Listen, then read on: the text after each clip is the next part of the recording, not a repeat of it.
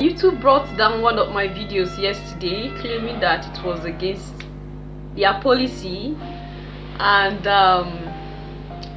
anyway, I thought it was far away. I never knew it could happen to me, because I think there was a time I was talking about some Pan-Africans or some channels that talk about awareness, create awareness for African brothers and sisters, and I was like, they're always being targeted, they're always being hunted by YouTube particularly.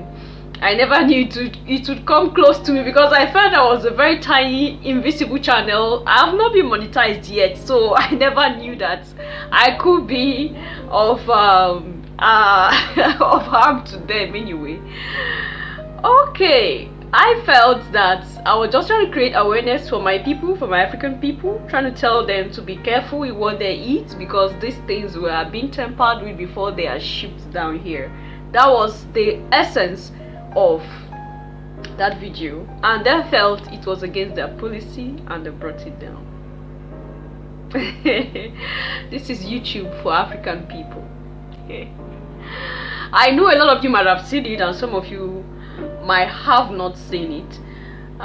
The Belgian auction house, the council, the auction that they had planned for African skulls after a public outcry. Even in death, they do not want us to rest in peace. And that is what they do. They will hunt us down. They will hunt us in every way possible. They will delete us off the face of the earth. And even in death, they wouldn't want us to find peace. Even in death, they wouldn't want us to have peace. Now listen to Ivy Anita. I could feel her pain because I am African. And I believe if you are African, you will feel the pain of Ivy. She poured her heart there. And I almost shed tears while I watched the video the first time, because it's so emotional. My people, take a look at this. Belgian auction house cancels auction of African skulls after public outcry. An auction house in Belgium was forced, guys, to cancel the sale of 3 skulls of Africans killed during the colonial period in what is now the modern Democratic Republic of Congo. The skulls, which belong to people killed between January 1893 and May 1894, were put up for sale by Vander, whatever this is called, auction house. I come on this app and I see some of you talking about that forgive and forget bullshit. These are the people who are supposed to forgive and forget, Abi. First of all, you are talking about forgiving a group of people that never asked for forgiveness. To them, they did nothing wrong. That's why they are still doing this. It's 2022. These folks are their ancestors reincarnate. We are dealing with the exact group of people our ancestors dealt with. To them, these are trophies. They look at them with pride and joy in their hearts, reliving the glory of their colonial past. These people lived in a time where they did not have joy. They were forced to endure so much that we cannot even begin to imagine. They did not find peace in this world, thanks to those folks, right?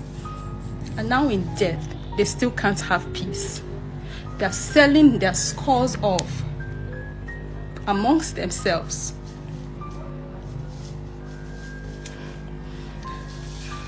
They did not let them have peace in this world, and they still can't let them have peace in the afterlife. We can't even lay these folks to rest. They were not respected in life, and they were not respected in death. Guys, I'm so sorry. I've tried to film this video so many times, but I can't. I keep getting emotional every single time. It's so wrong and so disrespectful. Until date, they still make money off of them. Till date. If you know the history of Congo and you know what those people went through, and till date, they still make money off of them. I would never forgive and I would never forget. They say we are barbaric. But when I listen to some of the things and I see some of the things that they do, I ask myself if they have humanity in them. Most of the rules we hear them creating or instituting. Most of these rules are rules that are of their favor because they look at themselves as the humans. We are the people that should suffer for them to be alive.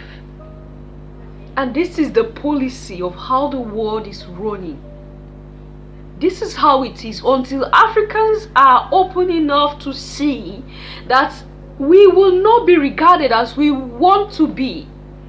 Even they try to be good, try to be sweet, try to be nice, at the end of it all, they only watch their backs. And that is why I keep saying that we are the only ones that have our backs. African people, the black community, we are the only ones that have our backs. And this is the reality. What was the fault of these persons? They were enslaved. They are ancestors. Because they are Africans. We are Africans. They were enslaved, which was not right in the first place. They were hurt. They were deprived of life.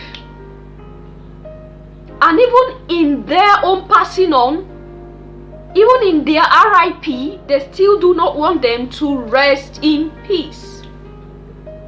I don't know how to say that before these people will come and do another thing to this video of mine. They do not want us to rest.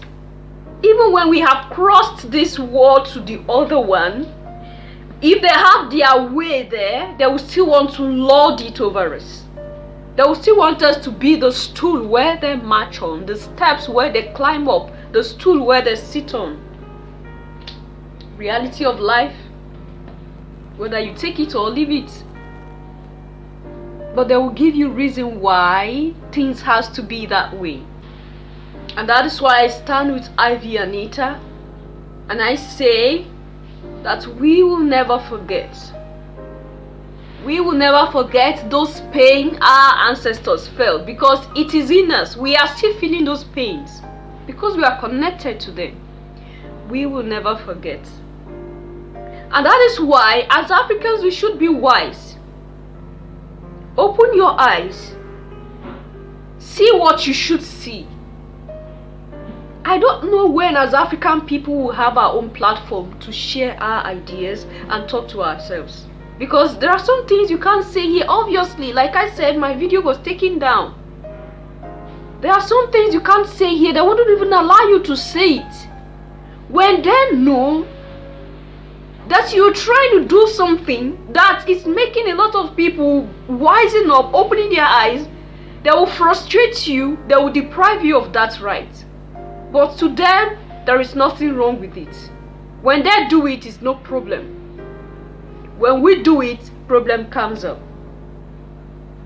African people, this is the extent of which things have gone. Our skulls can even be auctioned.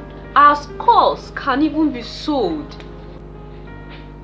What was the fault of these people? They just wanted equality. They just wanted to say, no, we do not want what you're doing to our people. They just wanted to express their disappointment and say enough is enough. So they tagged them as rebels and dealt with them, pull off their heads, kept it in their museum as objects, and now they want to put it out for auctioning. What kind of message do we still need as African people to wise up, to rise up?